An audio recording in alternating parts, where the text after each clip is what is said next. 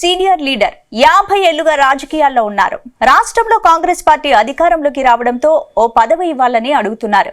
మరి ఆయన కోరిక సీఎం రేవంత్ తీరుస్తారా, లేదంటే తర్వాత చూద్దాంలే అంటారా? ఇంతకీ ఎవరా నేత, ఏంటా కథ?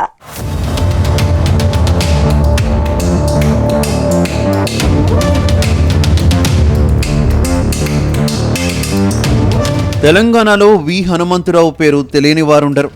50 ఏళ్లుగా కాంగ్రెస్ పార్టీలో కొనసాగుతున్న సీనియర్ లీడర్ ఆయన. రాహుల్ గాంధీని ప్రధాని చేయడమే తన చివరి కోరిక అని ఎప్పుడూ చెబుతుంటారు. ఇదే సమయంలో తన మనసులోని కోరికను సైతం బయటపెట్టారు. రాష్ట్రంలో కాంగ్రెస్ పార్టీ పవర్లోకి రావడంతో అందరికీ పదవులు వస్తున్నాయి. ఇటీవల పార్టీ మారిన నేతలకు సైతం పదవులు ఇస్తున్నారు. కానీ తనకు మాత్రం ఏ పదవి ఇవ్వడం లేదని ఆయన ఆవేదన చెందుతున్నారు. తనకు ఏదైనా పోస్ట్ ఇవ్వాలని సీఎం రేవంత్ను కోరుతున్నారు. తనను రాజ్యసభకు మరోసారి పంపించాలని పార్టీని కోరుతున్నారు.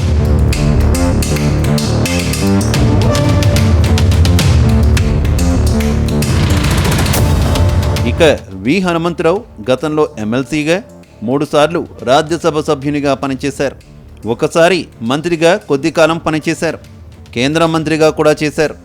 ఉమ్మడి ఆంధ్రప్రదేశ్లో పీసీసీ అధ్యక్షుడిగా పనిచేశారు. తనకు సీఎం పదవి వచ్చినట్లే వచ్చి చేజారిపోయిందని చెప్పుకుంటారు.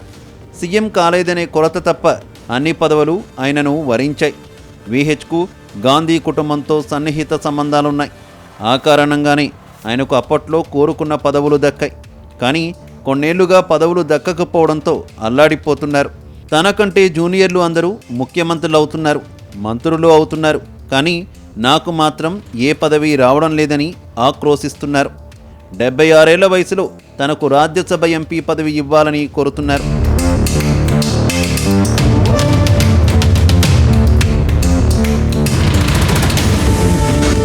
అందుకు ఓ కారణం ఉంది. ఇటీవల కె కేశవరావు గులాబీ పార్టీకి గుడ్ బై చెప్పారు. ఆయన కాంగ్రెస్ పార్టీలో చేరారు. చేరడమే ఆలస్యం, ఆయన తన రాజ్యసభ సభ్యత్వానికి రాజీనామా చేశారు. దీంతో ఉప ఎన్నిక రానుంది. అయితే ఆ పోస్టుపై వీహెచ్ మనసు పారేసుకున్నారు.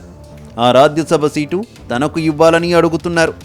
10 ఏళ్లుగా ఏ పదవి లేకుండా పార్టీ కోసం కష్టపడుతున్నా ఈసారి తనకు అవకాశం ఇచ్చి చూడాలని డిమాండ్ చేస్తున్నారు.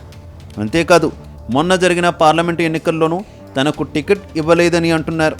ఒకవేళ తనకు సికింద్రాబాద్ ఎంపీ టికెట్ ఇచ్చి ఉంటే ఖచ్చితంగా గెలిచేవాడినని చెబుతున్నారు. అయితే ఈ పదవి కూడా ఆయనకు దక్కేలా కనిపించడం లేదు. ఎందుకంటే కాంగ్రెస్ హైకమాండ్కి సీనియర్ న్యాయవాది, రాజ్యసభ సభ్యుడు అభిషేక్ మను సింఘ్వీని నిలబెట్టాలని యోచిస్తున్నట్టు ప్రచారం జరుగుతోంది.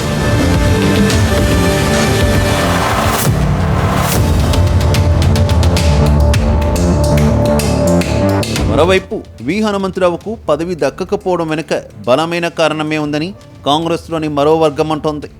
రాష్ట్రంలో కాంగ్రెస్ పార్టీ అధికారంలోకి రాకముందు పార్టీలో పాత కొత్త అనే చర్చ జోరుగా జరిగింది. అప్పట్లో పార్టీలోకి కొత్తగా వచ్చిన రేవంత్ రెడ్డికి పదవి ఎలా ఇస్తారంటూ వీహెచ్ రచ్చరచ్చ చేసేవారు. ముఖ్యంగా రేవంత్ రెడ్డి టార్గెట్గా ఆయన మాటలుండేవి. రేవంత్ రెడ్డికి ముఖ్యమంత్రి పదవి ఇవ్వద్దంటూ ఢిల్లీ పెద్దలకు వీహెచ్ ఫిర్యాదు చేసినట్టు ఆరోపణలు ఉన్నాయి. కానీ ఇవన్నీ పట్టించుకొని పార్టీ హైకమాండ్ రేవంత్ రెడ్డికి సీఎం పదవిని కట్టబెట్టింది. దీంతో వీహెచ్ నోట్లో పచ్చి వెలక్కాయ వేసినట్టయింది. చివరకు రేవంత్ రెడ్డి ముఖ్యమంత్రి కాగానే ఆయన ఇంటికి వెళ్లి శుభాకాంక్షలు తెలపాల్సి వచ్చింది. అయినా వీహెచ్ విషయంలో సీఎం రేవంత్ కాస్త కఠినంగానే ఉన్నట్టు సమాచారం. అందుకే వీహెచ్కు పదవులు రావడం లేదని గాంధీ భవన్ వర్గాలంటున్నాయి.